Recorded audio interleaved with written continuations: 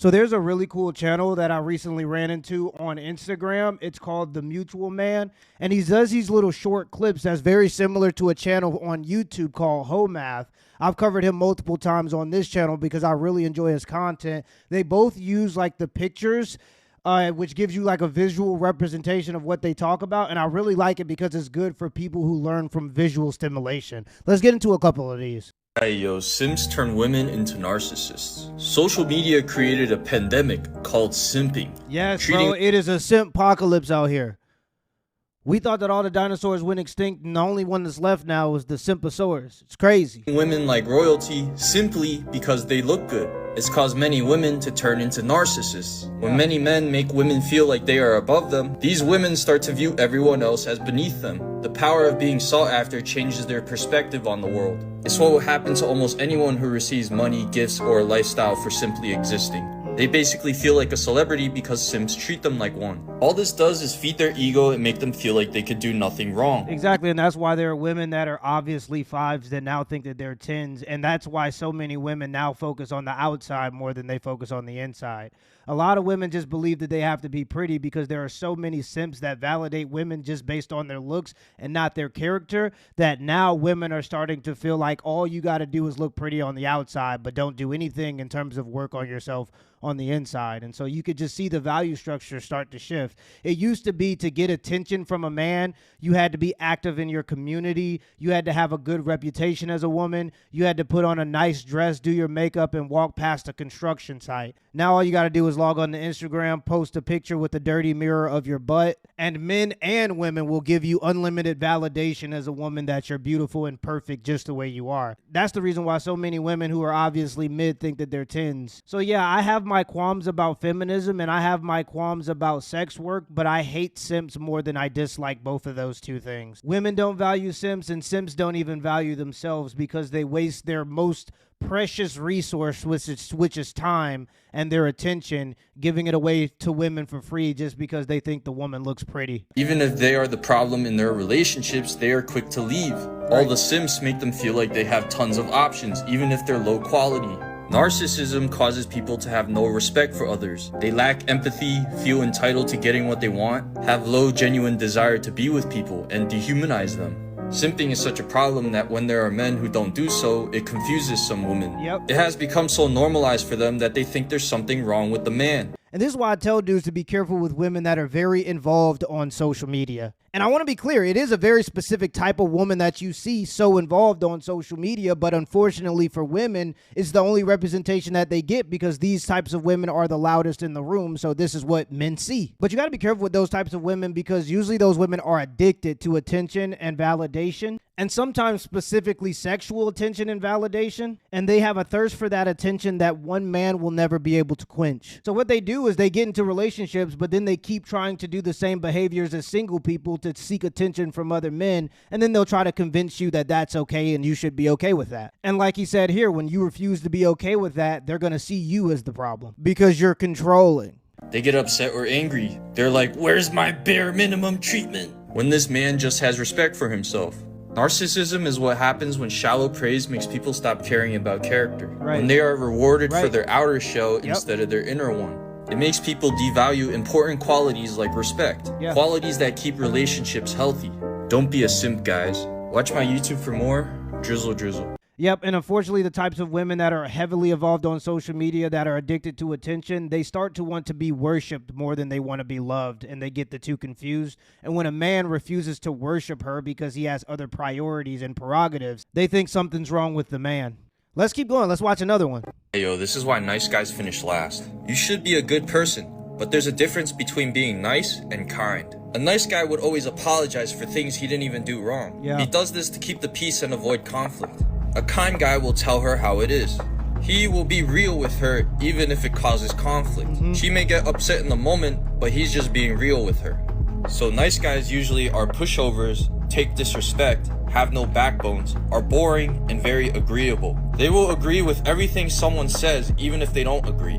Yeah, and they lie to themselves and they say it's because I'm empathetic, when really it's just that they're actually pathetic. They're afraid of conflict, so they let people take advantage of them, and they're desperate to keep their woman, so they won't try to correct her behavior because they're afraid that she's going to leave. And the funniest part about having this mentality is she knows that you're desperate, and ultimately she's going to leave anyway. I will always say this, but there's a very thin line as a man between being useful and being used. Nice guys allow themselves to be used. And unfortunately, it's not even necessarily a man and a woman thing, but if you don't stand up for yourself and you allow people to walk all over you and take advantage of you, people who like to take advantage of people will find you and they will take advantage of you. Kind guy is respectful, does what is right, he puts his foot down, right, is mean when he needs to be, right, and is protective.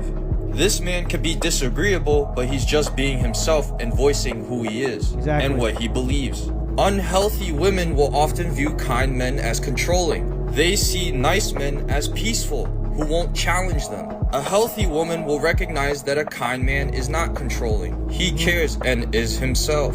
So the nice guy loses out on healthy women, but also in the long run, the woman that he attracts will get bored from the lack of fulfillment. They'll leave him anyway. He does not push her to grow as a person. He becomes a placeholder and she eventually wants something else. If he allows her to disrespect him, his resentment might build and he may blow up in the future. This is when she realizes he wasn't being himself the whole time. She will then exit, cheat, or take half his stuff. And nice guys have the same problems with the simps, and it is that they don't value their time and attention. And unfortunately, when you give something away for free without it being earned, people respect it differently, and they respect it generally less. When men have standards, it makes you seem more valuable to women because you, number one, you seem less desperate, but also number two, it shows that you value your time and your attention. You will refuse to give your time and attention to a certain type of woman, and that means that it is inherently more valuable. While nice guys and simps, they don't have any standards. They're just agreeable because they're desperate, and so their time and attention isn't valued by the women that they give it to because it actually has less value. It's free. So having standards and hard lines in the sand for things that you won't tolerate actually makes you more valuable and appear less desperate to women. And if there's one thing we know about women, women love valuable things. So a nice guy finishes last because either he loses the woman in the first place or he loses her in the long run. It is a lose-lose situation. It is what many men complain about in the future because they end up experiencing this. Be a kind man. Be respectful. Do what is right. And be yourself. So boom. When men love, it is often seen as controlling. When a man loves you, he will tell you the truth. But the truth often seems controlling. Love is protection. Safety from women. Safety from men. Safety from yourself. Other women can harm you. Other men can harm you. And you can actually harm yourself. That's the most important part. Examples would be what to wear, who your friends are, and what to spend money on. And it's funny because feminism has taken the masculine way to show love, like how men show love, and they demonized it as controlling. And they teach women that men do things for power when really we do things for love. I can't tell you exactly why we behave this way. Because you really don't ask a fish, why can it swim? Why does it swim? It's just how men are. This is what we do if we love something. And we do this globally. We do this in every sector in society. We protect things that are valuable. That's what men do when we actually value something. We hide it away. We put it in places where people can't easily see it and easily have access to it because we see it as something that's valuable, something that we feel that's necessary to protect. And that's a man that actually loves a woman. I mean, if you had the world's biggest diamond, you wouldn't leave it on the sidewalk. You probably put it in a safe so people don't have access to it and can't easily get to it, and then you would protect that safe with a gun. And it's because the masculine way to show love is to protect things that we actually value. So when a man tells you not to wear something or go to a certain place, it's not because he wants to be controlling. That's what the feminists will try to convince you, but really it's because the first step of protection is prevention. And if he values you, he'll want to protect you and protect the relationship that he has with you, and that means not allowing you to be in compromised positions or in dangerous situations. The demonization that feminism has caused on masculine protection is so bad that I've seen women say that men or their dads are sexualizing their daughters' clothing because they don't want their daughters to wear certain clothes. Like the women who have internalized this feminist mindset will go, why are you sexualizing a girl? But no, it's just a father's way of protecting his daughter, but has been demonized through the feminist lens. And this this is why women who have fathers in their lives generally do better with relationships, is because they have a better understanding of what masculine protection and leadership actually looks like. Feminism preys on female fear towards men, so they try to convince women that the ways that we show love is a way to try to dominate, gain power, or be controlling, and it's just not true. Most of the time, men don't do things for power. A man doesn't go to work to provide for his family because he wants to oppress his wife. He does it because he loves his wife. It's the masculine sacrifice. A man doesn't tell his wife not to wear certain things because he wants to be controlling. He does it because the first step of protection is prevention. Many times the friends that you hang out with are not good, genuine friends. Yeah. What to wear is about protecting you from other men. When you spend money on dumb things, it will hurt you in the long run. Love is about growth and sacrifice. Men are made to provide, protect, and to lead. Right. Let the man lead. It is not controlling. It is biologically how we are wired. All right, boom. Women want what other women want.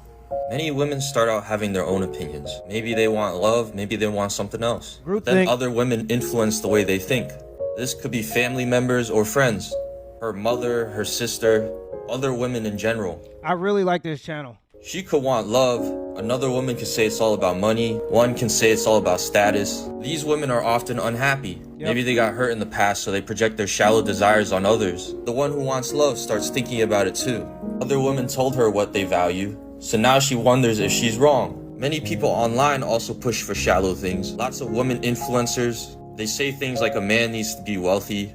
She also sees a lot of rich men online, the lifestyle she could get with these kinds of men, and eventually she starts thinking the same way as the other woman in her life. And the unfortunate part is they only have access to women who think a certain way because women who are in happy marriages have families and duties to adhere to, so they're not online talking shit about men or telling other single women what they should look for when it comes to a man, because they have things that they actually have to do with their lives instead of just trying to get attention from random strangers. And so, like I was talking about earlier, usually these opinions are skewed towards a specific type of woman, and that's the opinion that other women see. So you see this type of mindset start to spread like wildfire, especially amongst women who can't seem to retain a relationship, probably because they hate men, and then they wonder why men don't like to stick around after they have sex with them. So their hatred towards men and resentment towards men just becomes confirmation bias after men sleep with them and then ghost them. Those women become resentful, then they go online and tell women what they should do. The man equivalent of this is thinking about sleeping around or being toxic towards women. Everyone gets influenced by the people around them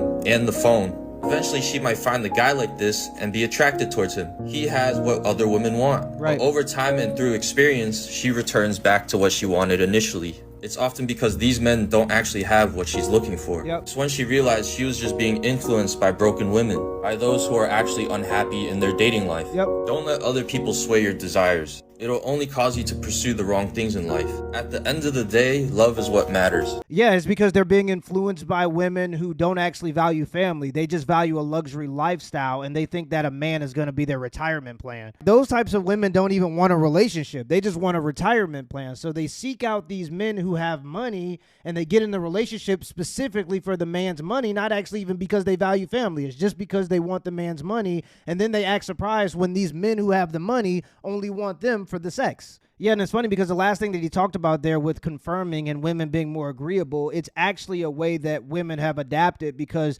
it's easier for them to survive that way. Because women are less capable of defending their ideas, they tend to be more likely to just go with the flow and go with whatever is socially acceptable at the time. Because humans are social beings, if you disagree with a certain perspective that other people agree with, you have to be willing and capable of defending your beliefs, oftentimes against multiple other people who might disagree and sometimes become aggressive. And because women are less capable of physically, especially physically, defending their beliefs, they tend to be more likely to just go with the flow.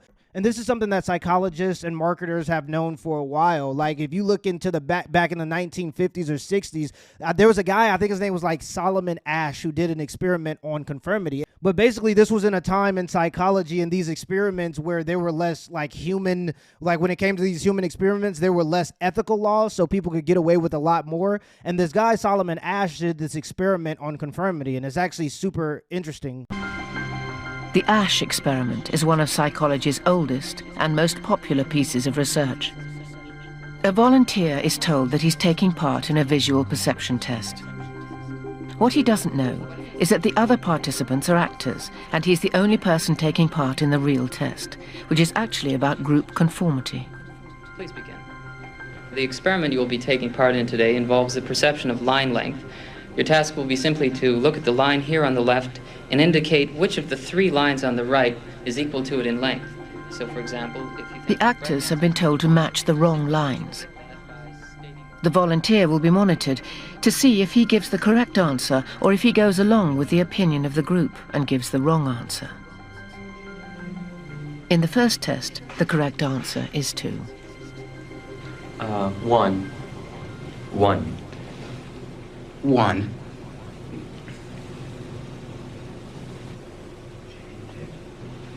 Two. 1. Once again, the correct answer is 2. 3. 3. 3.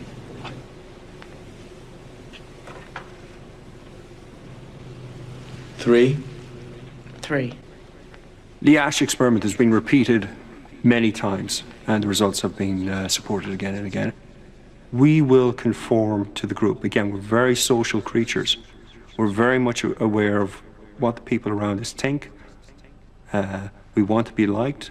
We don't want to be seen to rock the boat, so we will go along with the group. Even if we don't believe what people are saying, we'll still go along. 1. 1. 1. 1. Group dynamics is one of the most powerful forces in human psychology. 1. 1. And so, yeah, women are more likely to be agreeable, and they're a little bit easier to influence, and marketers know this too. This is why Cosmopolitan back in the 90s lied about abortion statistics, because they knew the best way to get more women to support abortion was to convince them that other women supported abortion. Marketers know that female markets are significantly easier to target. And I think it's one of the reasons why you really need to look into what type of content does the woman that you're dating consumes. What types of stuff does she listen to? What types of stuff does she seem to value? Because usually that belief structure comes from somewhere, or her belief structures come from somewhere. And if she's consuming a specific type of content, she's probably subscribed to those belief systems. Why would you try to invest in a person or start a family with a person who doesn't value family? Either way, though, guys, this channel is called, or this page is called The Mutual Man on Instagram. I just thought that this was a really cool channel. I like the pictures. It's very similar to Whole Math, and I just thought that it was super cool. But let me know in the comments below if this video was a W or L, and give it an HBO special. That's a hope, brother. Special. Hit the like and the subscribe button for more content. Till next time.